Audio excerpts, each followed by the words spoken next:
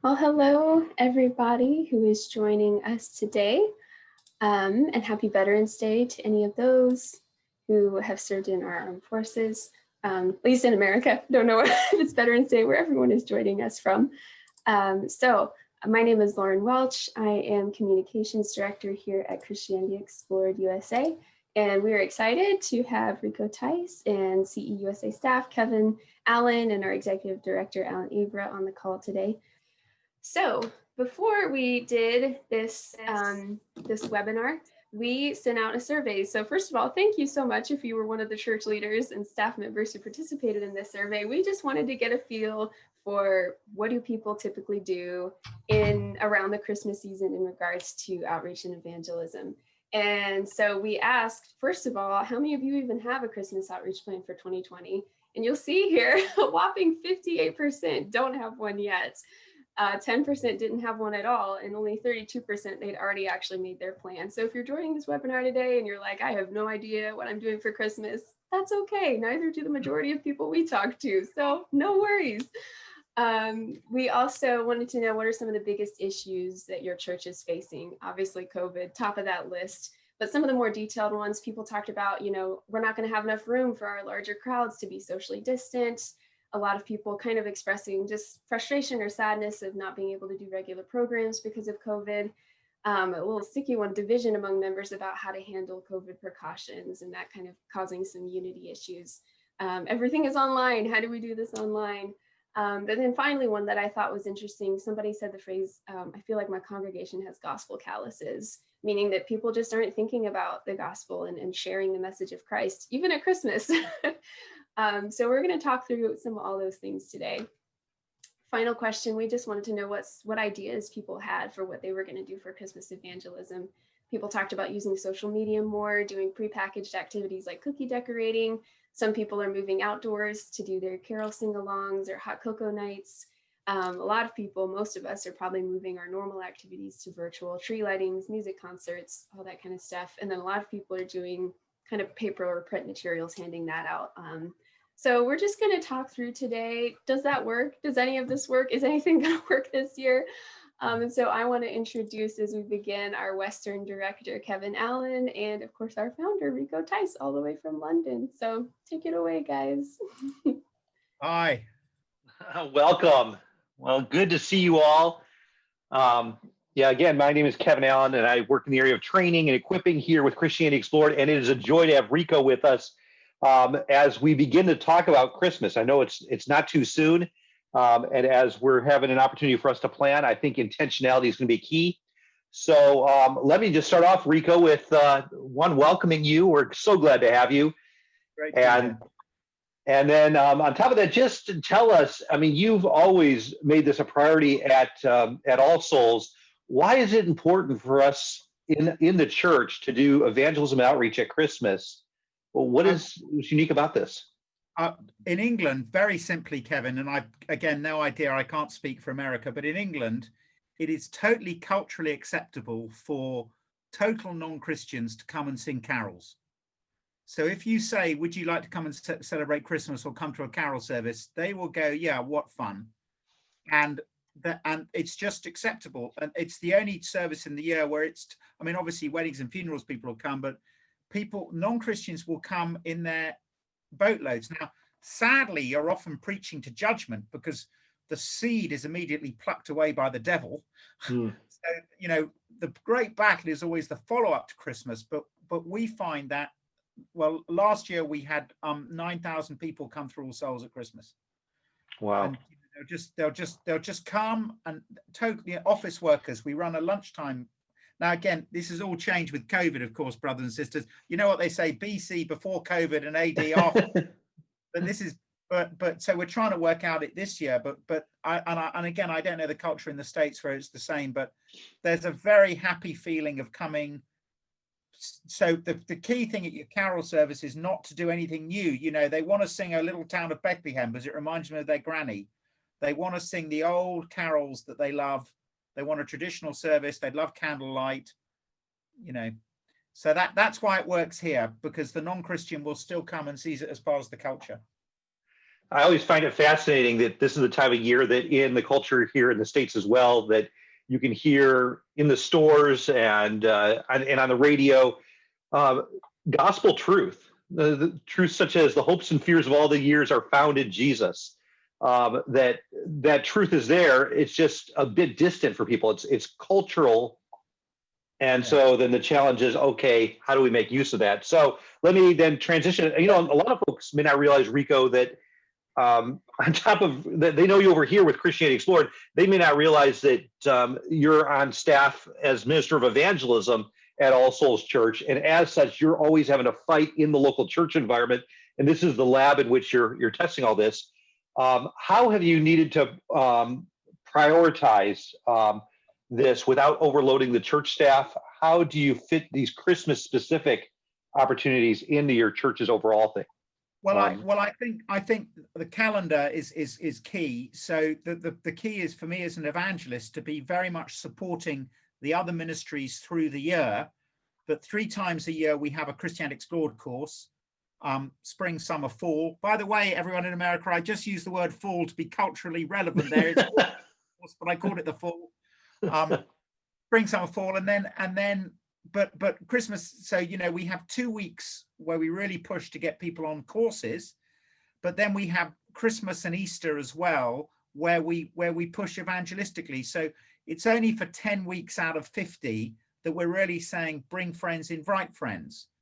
So the idea is that you don't try and do evangelism all the time. You have certain pushes, but we really say, look, you know that if you say to your friends, do you celebrate Christmas? Would you come to a carol service? They're not offended. They'll go, well, yeah, I'd like to. You know, often we'll have mulled wine and mince pies afterwards, you know, in All Souls, and there's just a tradition. So it's it's training the church that there are certain times where you really prioritize evangelism.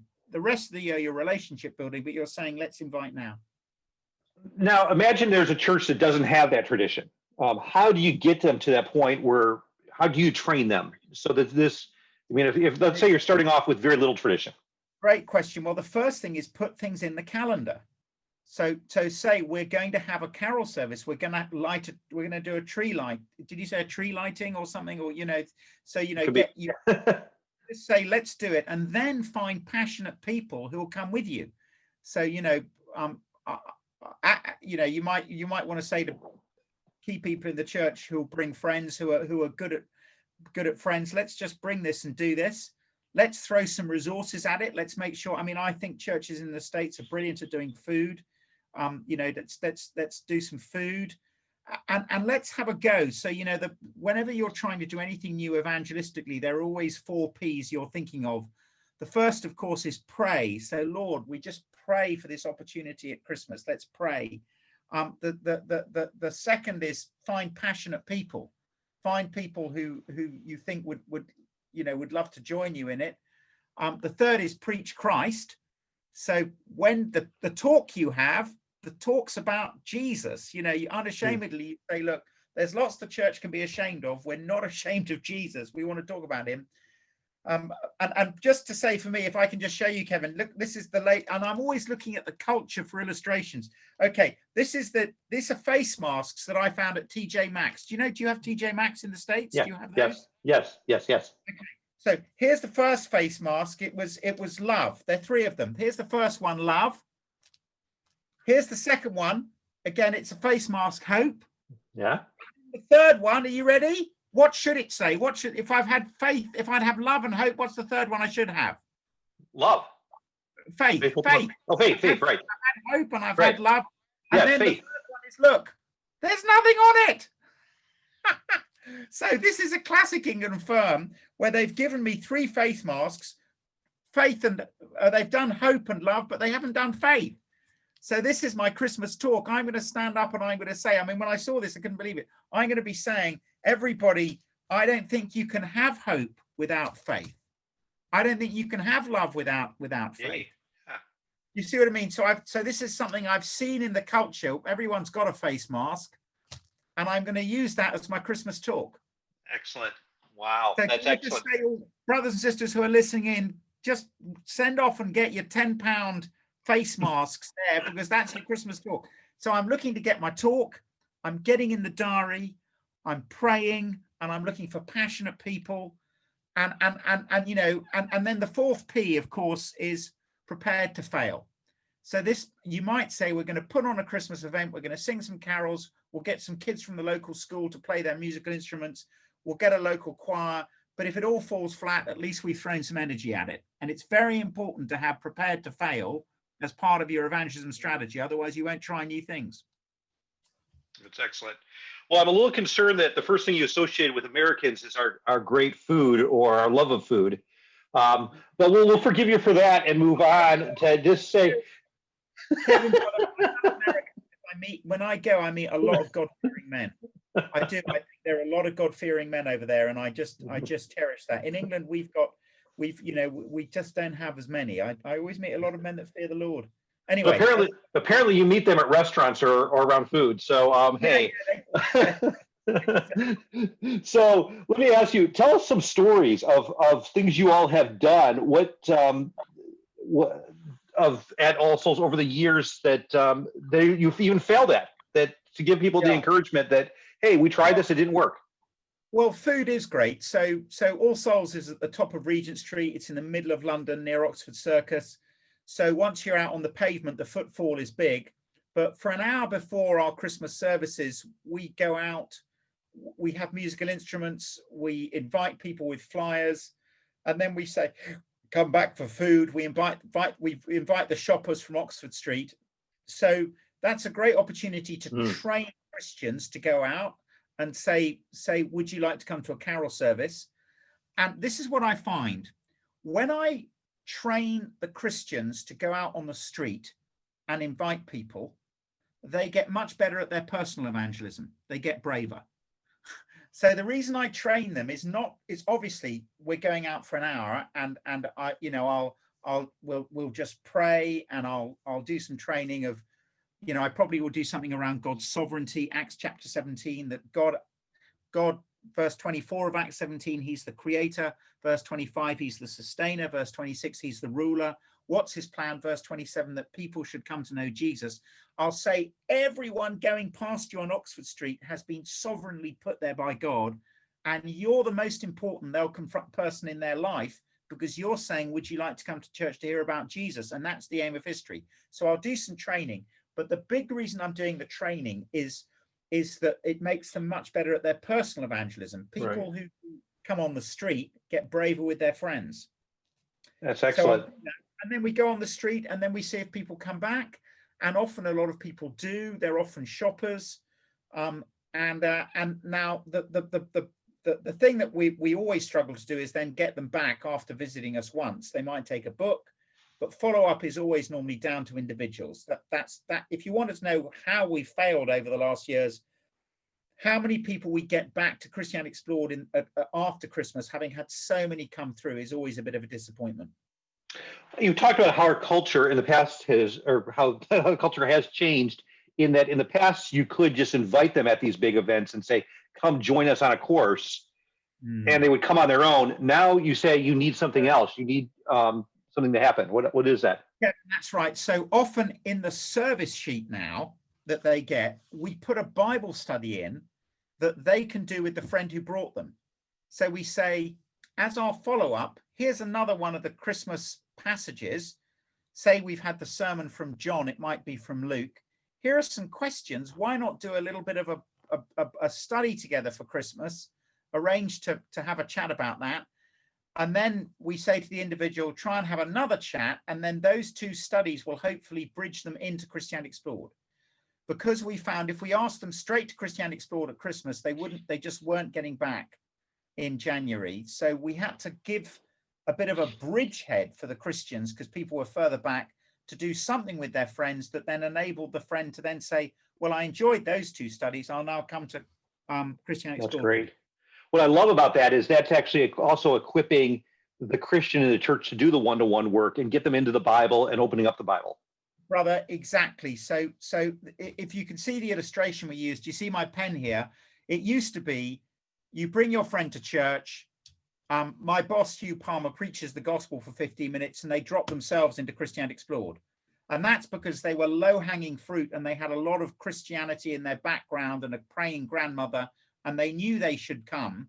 Now you bring them along, they're invited, they just won't come. You have to take them back, look at the Bible with them, and then they'll come to Christianity Explored having had that personal input. So it is now a bit more labor intensive.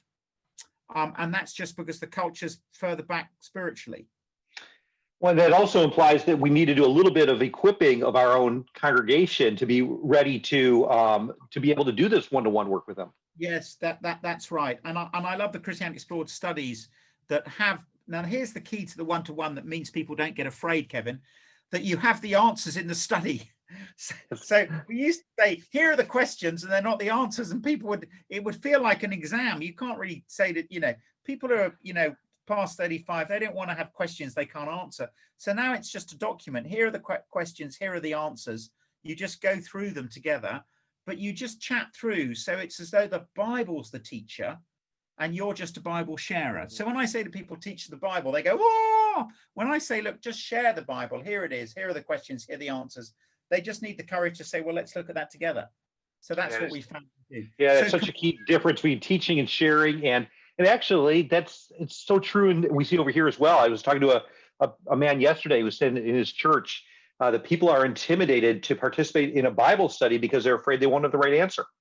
And then that keeps them back, unfortunately. So yeah, I think particularly men just don't like to feel exposed. So I think that just we're now putting more and more answers in, and they just read it through like a document. But it doesn't mean that they don't chat, but it just removes any embarrassment or sting.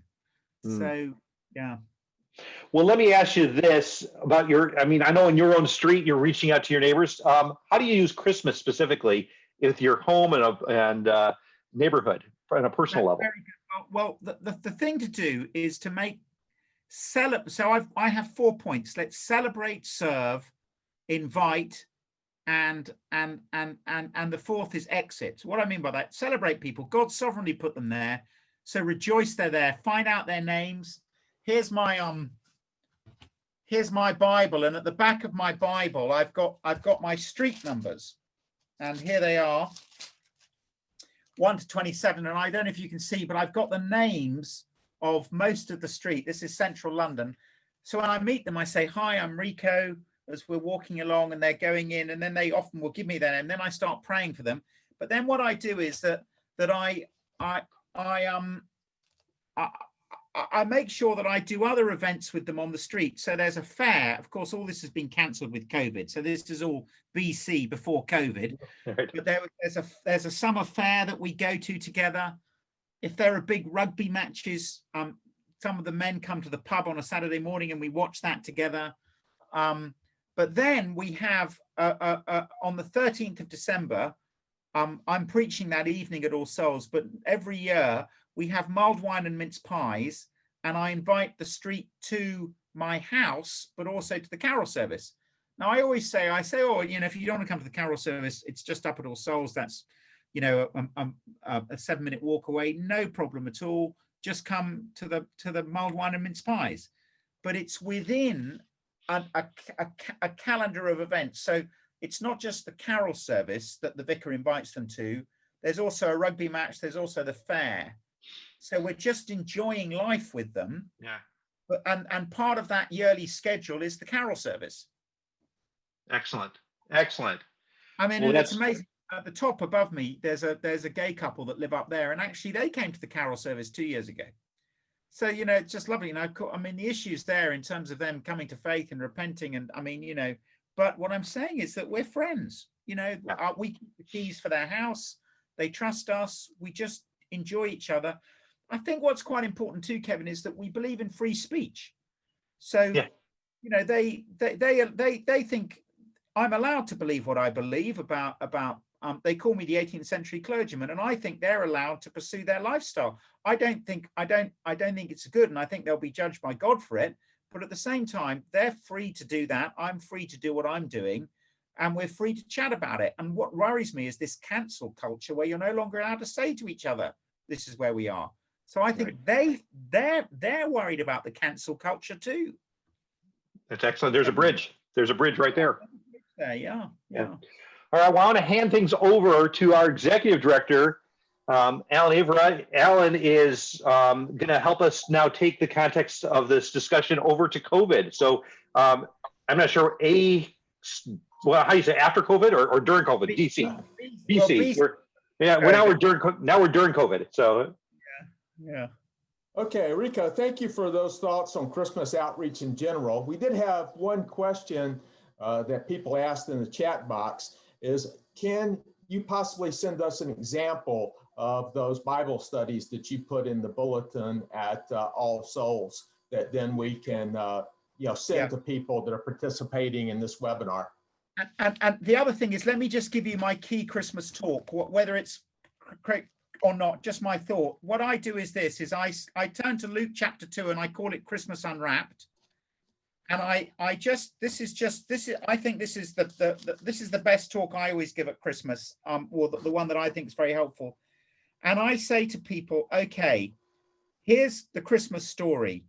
While they were there, Luke 2, verse 6 and 7, the time came for the baby to be born. She gave birth to her firstborn, a son. She wrapped him in clothes. She placed him in a manger because there was no guest room available for them. So I say, everyone knows the story, and all the Christmas cards, I hold up a Christmas card, will say that. But here's the question. Do you understand its meaning? So that's the exam at Christmas. Have you got the meaning of the story? And that's verses 10 and 11. But the angel said to them, don't be afraid. I bring you good news that will cause great joy for all the people. Today in the town of David, a Savior's been born, a rescuer. He is the Messiah, the Lord. So Christmas is about being rescued. And when you see the lights and the tinsel, when you see the presents, do you think, the tree, this is about rescue? If you don't understand it. So that's what I always do. And then I say, and if this rescue isn't the best news you ever heard in your life, you can be sure you've misunderstood it. So unless it's good news of great joy, verse 10, Luke 2, unless it's the best news you ever heard, you can be sure you've misunderstood it. Come on a course to understand it. So that's my classic Christmas talk. I know you know the story, but do you know the meaning? The story, Luke 2, 6 and 7, the meaning, Luke 2, 10 and 11. And if it's not the best news you ever heard, you've not understood it. Okay, thank you, Rico. Thinking about COVID, we've talked about the importance of Christmas outreach, but in what ways or why would Christmas outreach and evangelism be especially important this year as we are wrestling with this pandemic? Well, I think one thing that is just huge for COVID is Advent. I don't know if you guys have Advent over there, but yes. It's the 25 days of waiting for Jesus to come. And also it's that, so there are, the Advent calendar, because in COVID, we're in a time of waiting. So a daily study or a daily thought, maybe from the different people. There's some very good, J. John has written a very good little book. He's an evangelist in England, on Advent, on waiting. But in terms of what I'm trying to emphasize for the church at the moment is this is a time for us, because this is a bit of a time of limbo. And actually you've got the waiting time again even more, because you're in terms of your leadership, there's a waiting time for what's going to happen. I mean, it's even reflected there, I think, in the States, but I think resources around Advent have got to be, so relevant at the moment. So that's one thing that I'm going to be pushing here. We're going to do a daily thought on Advent to the church that we're going to send out, but it will be trying to help them do evangelism around Christmas. Okay, so a theme that you see is that theme of limbo, and maybe people are looking for what's beyond that limbo. Yeah. Okay. Yeah, and then you enter into the Christmas story, because the Christmas story is about waiting. How can churches follow up with new contacts made during this unusual Christmas season, Advent and Christmas 2020, especially? Is there a way to virtually follow up with people that you've actually seen work when you're not in a position where you can meet with them personally? Now, just to say, that is the key question. Anyone who's not asking that question does not understand evangelism at the moment. The key question in England, and I'm sure it's true in the States, is how we go from people being spectators watching online. And in England, we've had as much as a quarter of the population watching online. We've literally had millions of people watching online, watching church services. How do you get them to go from being spectators to disciples? And so in all of our churches, you've got to go back to your elders and your groups and say, that's the question, which is the question that's just been asked there. And of course, the passage, and it's the opening passage actually in my book, Honest Evangelism. Sorry, not to do a book review, but it's the first one I used in here. The key passage, brothers and sisters, is Luke 15, 1-9, where there's a lost coin and there's an all-out search to find it. There's a lost sheep. So now this is so hard because we need energy. And at the moment, we're all feeling under a bit of a cloud. But I need energy to go after the individuals.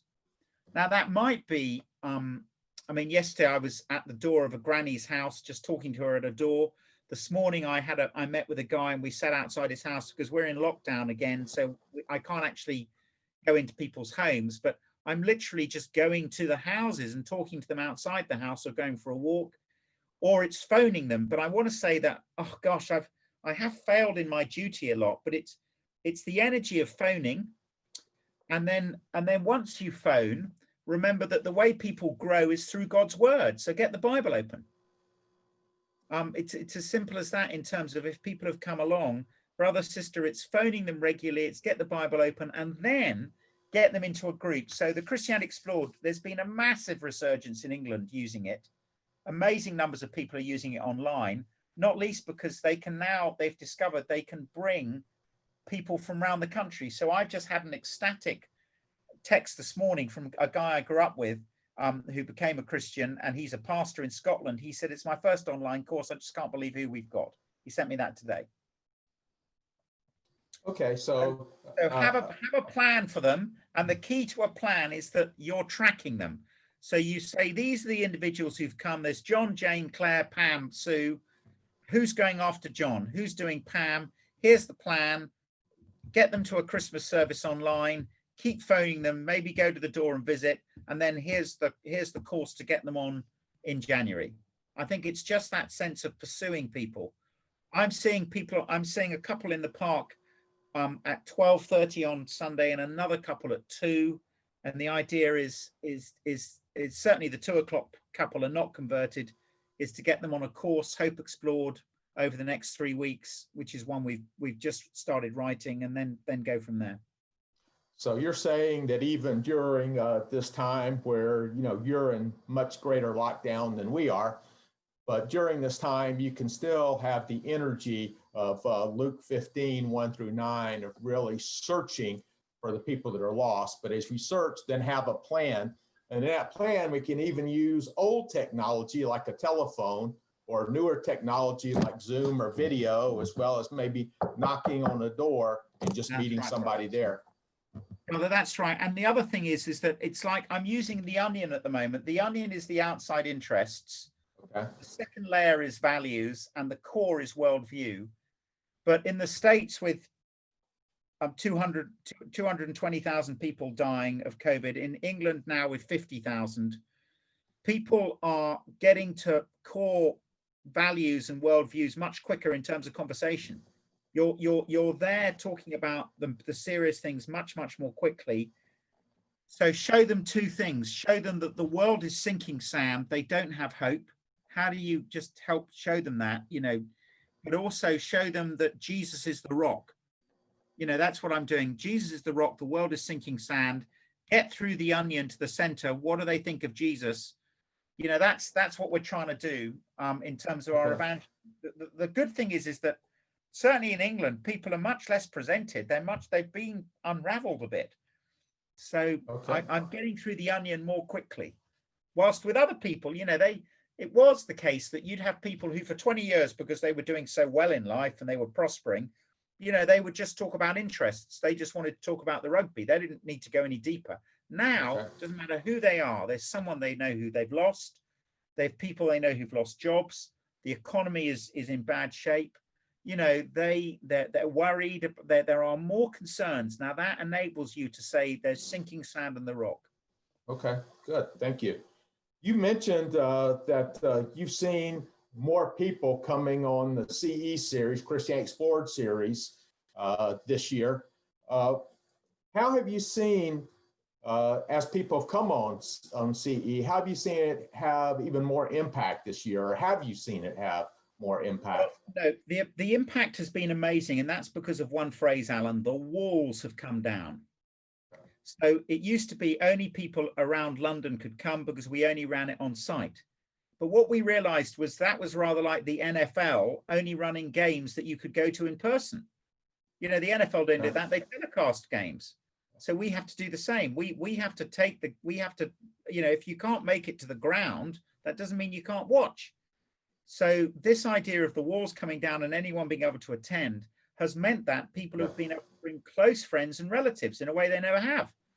And what's amazing is because, I mean, like there's a couple who are down in Devon, their daughter's at All Souls. So I don't have to worry about follow-up. She's talking to her parents 4 times a week anyway. And so she can say, Mum, I've got the link already in terms of follow-up. It's their daughter and their grandchildren. So we've been amazed how family members and close friends are now coming from around the country or even around the world. And actually follow-up's easy because they're chatting every day anyway. But then you say, well, how can I help that? Having said that, I can think of someone I should have followed up that haven't yet. So I've got to do that. In fact, I'm writing his name down now to link up. It's a relative of my wife to link up with one of my CE leaders. There you are. I'd forgotten that. But so you see energy and plan working in real time, ladies and gentlemen, as he's writing it down. Now that's why the English lost the empire, everyone. It's inefficiency like that. That's why you've got your independence. Idiots like me can't be organized, you see? Yeah. Okay, Rico, you've already mentioned this a little bit already in our discussion, but as Minister of Evangelism at All Souls, what changes are you planning to make there to the outreach and evangelism because of the restrictions you're under because of COVID? Well, brother, look, the first thing to say is I'm really just trying to put my arms around the church family. People are bruised and battered, they're exhausted. I'm trying to make sure they're having their quiet times, they're in touch, they're in small groups. So my job is, honestly, although I'm the evangelist, I am trying to just make sure my church family's okay, and a lot of them aren't. And a lot of them we haven't seen for months. So it's trying to call them. So even though I'm an evangelist at the moment, the main job I've got is just trying to make sure the church family's okay. It doesn't mean I don't believe in heaven and hell and there aren't opportunities, but I'm just aware that a lot of people are finding this very hard. So that's the first thing to say. But then in terms of getting people sorted, I'm running a seminar tomorrow night, faith, evangelism in a time of COVID, where I'm trying to say, look, I think this is what's going on and this is how to go forward. How are we talking about the sinking sand? How are we talking about Jesus as the rock? How are we going through the onion, getting to values and worldviews more quickly? So I'm going to do a training session tomorrow night. I'm going to send them all away to practice, and then we're all going to come back just after Christmas and say how it went. So I'm doing it, but I want to say too, brother, sister, if you're running a church at the moment, make sure that the church is okay. I'm totally committed to getting evangelism going, but I've got to love my church family too. Right. Much more than normal, because a lot of them are struggling. Okay, Sorry, that's not meant to sound a bit negative, brother. I'm not. I'm just being realistic about where we're at. But so you're saying that caring for the church family is not in opposition to caring for those outside and reaching out and outreach and evangelism. Well, I am trying to find energy for going outside, and I'm trying to mobilize the church family. And the job of the evangelist is to equip God's people for works of service. But I'm also acknowledging at the moment that a lot of people are finding this tough. A lot of people have got relatives who've died.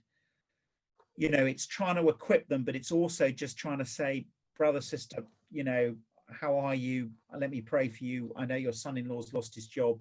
you know, you just have to look to the interests of others, not yourselves. And in a way, we're in a time of suffering. Now, there's great opportunity too, because people have been dismantled a bit. But I've got to be a pastor. I've got to love the flock and tend the flock, whilst at the same time saying, let's go out. So I'm just trying to balance it there. Okay. Well, thank you for your honesty on that. Yeah. Well, thank you, Rico. We want to transition now from the formal interview to calling on Lauren to moderate questions from the participants. Yeah, so we've got a couple questions, but you guys can go ahead and type any questions that you have for Rico in either the chat box or the Q&A feature that we have on the Zoom call. I'll be monitoring both. So go ahead and send those in now. I'm going to start asking the ones that we already have so far. So Rico, you mentioned earlier the 4 words that you use for neighborhood evangelism, but we had someone who didn't quite catch all 4. So it was celebrate, serve, and what were the final 2? Cross the pain line. It's a phrase. Cross, in other words, ask the question. So ask a question. Do you celebrate Christmas?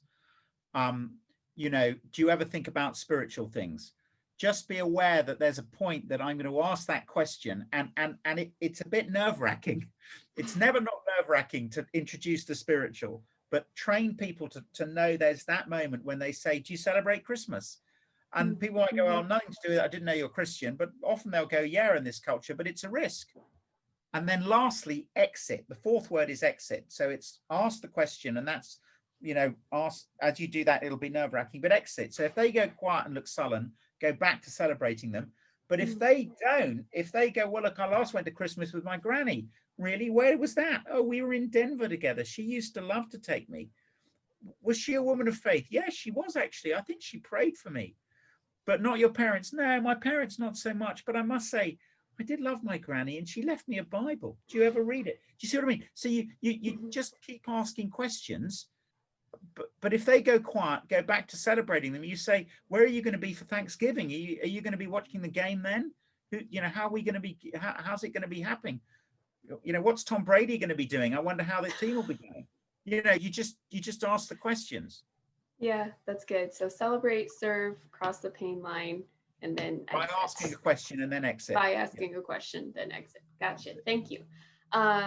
Peter asks, you mentioned the evangelism training that you'll be doing, I think, tomorrow. Is that something that would be available for people to tune in, or is that just an All Souls thing that you're doing? Please do tune in. No, you can, if you go to the All Souls website, you can join us. We've got over 100 coming, I think.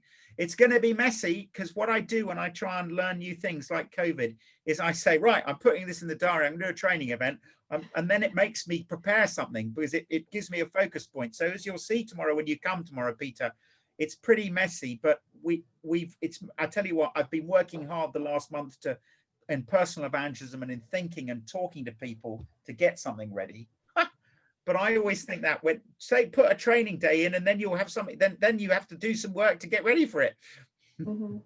Absolutely. Yeah, that's good. Okay, so that's All Souls website that you guys can find that. Okay, moving on. We got a lot of questions coming in. So Joseph asks a kind of good question. How important is it to have a partner in evangelizing in terms of praying for each other and the folks you're reaching out to? Well, that's a great question. And it's very interesting in Luke chapter 10 that he sends them out in pairs. Now, you'd have thought, because he's just about to leave for Jerusalem, there's not a lot of time. You know, your normal accountant would have come in and say, well, look, go in ones because you'll cover double the time. But he doesn't. He says, go in twos. So it's interesting. Jesus' strategy was to send them out in pairs, even when there was little time and they had to go through the villages. And I think that is because it's so important to have someone who can just encourage you, pray with you, give you the strength. Now, the great illustration I've got of this is Philip Jensen, who, when he was 55, he's about 70 now, he was a very well-known clergyman in Sydney and known as a classic Aussie tough guy. And he said that in 1 year in January, as all the students came back, he had said to the church, please come and join me to evangelize all the new students at their freshers fair as they're all signing up for groups. And he says, I'll be going around inviting them to the church. That was normally amazing, the numbers who'd then come back to his church, St. Matthias. And he said, I was about to go home. And he said, an 18-year-old boy arrived, quivering with fear, and said, I'm here to come with you. And Jensen said, oh, right, let's go together. He said, I did all the talking all day, but that boy will never know what he meant to me. Now, that boy would have thought I'm nothing, but he said he changed my whole demeanor when he turned up.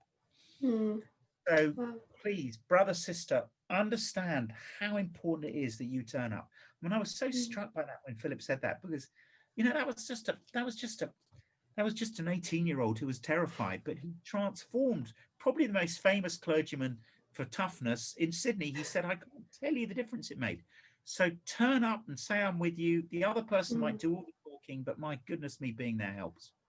Wow, that's so good. That's so good. All right.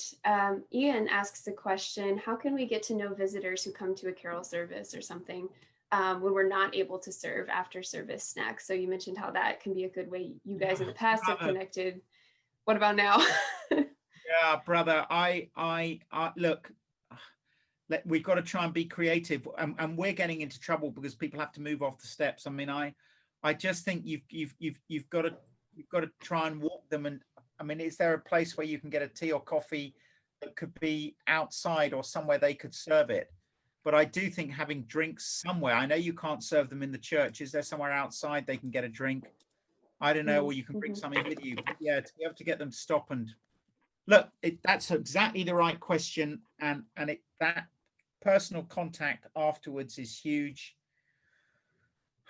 Yeah, good question, brother. I don't know the answer, but we're trying, and we're running services, and that's what we'll be doing. Yeah, absolutely. Yeah, we had I was talking with just a lady. She did just a great interview, which ended up being a blog post. And she was kind of talking about that too. I asked her, well, how are you doing community and all that nowadays? And she was like, I think we're doing a terrible job. And I think every church is doing a terrible job. She's like, because we're just trying to figure it out. So I think that, I mean, maybe have your number and again, you're not allowed to give away paper, but a way of saying, look, can I just text you and let's connect up? But right. Good question. Hey, look, on that one, if people work out something, can they please write to me at All Souls and tell me? Yes, let us all know. Yeah. Absolutely. Okay, moving on through some other questions. Oh, can you remind us all what the 3 parts of the onion were that you mentioned? Yeah, well, there's the outer layer, which is interests. So that's what's happening in the NFL. That's, it might be the politics at the moment, whatever it is. We're just chatting about that. But then you get to values, and actually, because so many people are dying, you're getting to values more quickly. How are you coping? But then the center is worldview, which is really, what do you believe? Can I pray for you? I'm saying to people, look, I know I'm a vicar, but or a pastor, but honestly, I don't know how I would have coped with the last 4 months without Jesus being the rock. I mean, I just don't know how people cope without faith. And so but I think it's just monitoring yourself, going through that, going, hey, yeah, we're just on interest now. But actually, in England, a lot of the sport isn't happening, so you're through the interest pretty quick now. So you're into how are you going? How are you doing? What's your COVID story? So we're going to train people tomorrow night to be saying, what's your story? Just to listen to people's stories. But then worldview is, can I pray? Or even if you're showing them it's sinking sand, saying, yeah, it's amazing how much we love our families, but now we can't visit them. So what are we relying on? You can ask that question gently. Ask questions around the values that reveal that they're idols. So, Isaiah 44, these idols you make are of wood, show that the idols are wood, but do it gently. But say, so we always go to my wife's parents. My parents have died, so my wife's parents for Christmas. We can't go this year, so that's a big hole for us. So, and actually they were what we trust in Christmas, really. So how are we going to do it? So it's just showing the sand, the idols, showing Jesus is the rock. Can I pray for you? I don't know how to cope without my faith. Right. That's good. That's good. On a practical note, we have some questions about the way you're doing services. So Brandon asks, do you have a Christmas Eve service at All Souls? And will you have to do multiple services this year because of COVID, which I believe in England, you guys are in a full lockdown again right now, aren't you? Yeah, we can't do them at the moment. When we're at tier 1, as is the country. But when we were at 2 and 3, yeah, we had people, they had to sign up, and then they would come, or they'd give us their phone number on the door, and they'd be sitting in pairs. But the big thing was that we can normally get 700 or 800 in the church. We can get 200 because they're socially distanced. But we were running 3 services with 200 each.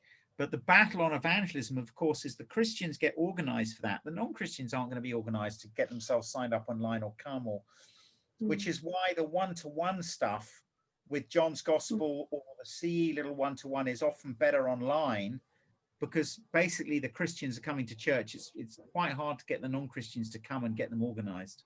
Right. So maybe even just keeping that in mind as you plan for a Christmas Eve service, maybe leave some open space for someone who might just walk in. Yeah, I love this drive-in thing where they can drive and come make an event of it. But you know, I mean, if everyone has to sign up, it tends to be just the Christians who've done that. The non-Christians won't be doing it. And so it's just trying to work out what they will come to and how I can connect. And again, sister, can I say, pray for energy? I mean, I'm saying this to you. I'm just praying I'll have the energy to do it, to reach out and keep pursuing people and look at John's Gospel online with them and whatever. Right. Absolutely. Okay. Kevin has a question. You mentioned earlier how there are certain times of the year where, you know, you push evangelism more than others. It's not in every Sunday all the time. So Kevin asks, are the regular Sunday gatherings around Christmas at All Souls geared towards evangelism? He says, we're a church plant in a rented facility, so we're limited to other types of gatherings and services. So he's trying to think through how to utilize the regular Sunday gathering for evangelism around Christmas, as opposed to maybe doing something extra on top of what's already going on. So is that something you guys do? I would say, you know, just do evangelism at Christmas, but make sure that in the teaching program of the church, when you get to January, you've got a series in Philippians or Colossians, and you're making sure you're going to be teaching the Bible then. So you just have an overview of the year, and I'm the evangelist, but when you're going to be feeding the church family, and then you say, now the 2 sermons we've got at the beginning of February, that day will be in a day specifically for evangelism, because we're starting a CE course after that. But we've got 4 talks in Jude in January, or whatever it is. So when you get to Christmas, it's great to do 3 evangelistic Sundays in a row, but make sure that, you know, you've had some good teaching in November. That's all I'm saying. You know, as I'm an evangelist, I've got to make sure the church family are rooted in the word. They've got their roots in, and that means that you can't. I mean, one of the mistakes of Willow Creek was they were doing seeker-friendly services all the time, and they didn't do the holiness and the discipleship properly. You know, so that's a lesson that we can learn from that. In fact, I'm just reading this book on Willow Creek Seeker Services by G.A. Pritchard, this one here. And, you know, as he examined it, he found that, you know, for every sermon on God's holiness, they did 10 on God's love. Well, that's not biblically balanced. So I'm the evangelist, but I'm saying we've got to just teach through the Bible, to teach transcendence as well as immanence. You know, they just do immanence. God's with you. He loves you. He's your friend. You know, they don't do enough of he's holy, you must repent, there's a place called hell. We've got to make sure we teach through both. So Kevin, great, go for it at Christmas, have a follow-up, but make sure in January the teaching program is really good for other stuff, for you know, getting the Christians rooted in the word. Yeah, I just want to touch on a question that I think one of us probably answered individually to the person, but Carlton asked, you know, with the resources from CE, basically with COVID and moving to online services, are there resources and examples of how to conduct a course through Zoom, Google Meet, et cetera? Yes, there are. We've been working on that. Both the team in London and us here in the US have been, since March, putting out a lot of webinars and trainings on YouTube and on our website and on our blog about how to do that. So definitely check out all those. And if you have like some specific thing you're looking for, you can always shoot any one of us an email. Maybe not Rico, he's busy, but one of us, and we're happy to help. Brother, great, good question. That the key thing to drive that is say to the church family, do you have relatives around the country who would come on a course, but they'll probably only come with you? Because now we can do it when we could never do it before. So now my friend from Yorkshire, who won't go with anyone else, has come on CE with me because we were at school together. And he basically comes because I tell him to come, and I've known him for 40 years, so it's his job to come. You know, we met each other 40 years ago, so you know, and we're both so screwed up. We were in the same dormitory together for 5 years, so you know, you can imagine. I know him pretty well, so he just has to, you know, he comes. Yeah, absolutely. Yeah, it's a good time to reach people that would never walk through the doors of a church, and we've actually noticed that in reality happening. Or wouldn't come with anyone else but you, because you're there.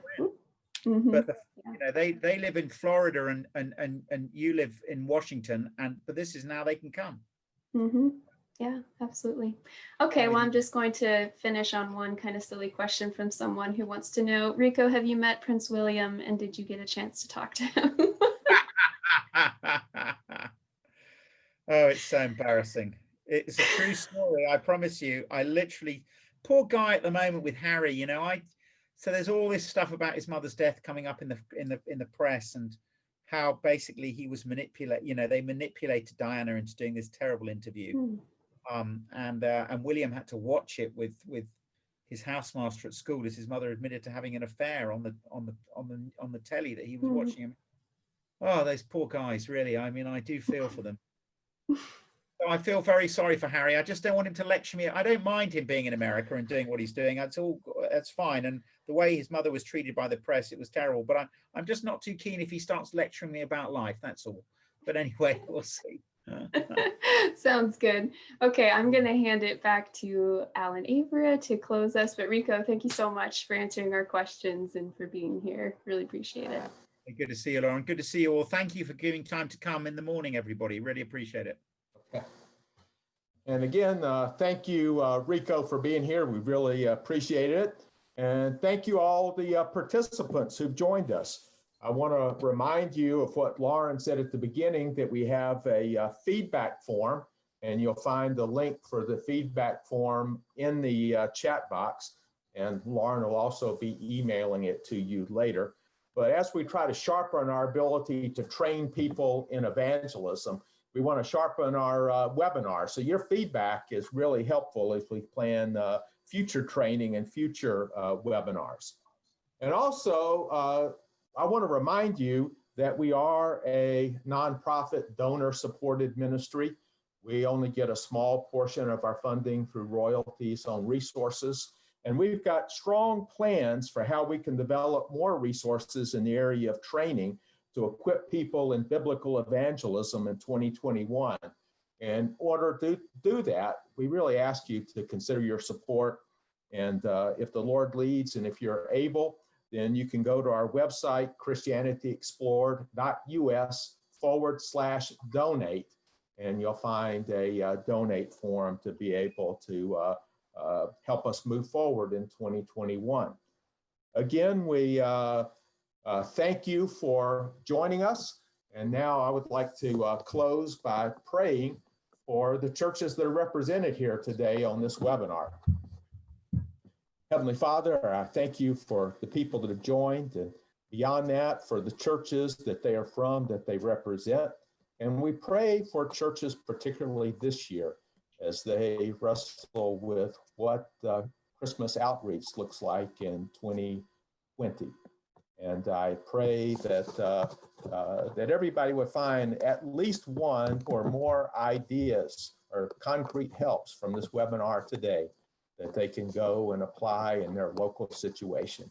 And we give you the glory for this in Jesus' name. Amen. Amen. Great. So again, thank you very much. Really appreciate your time.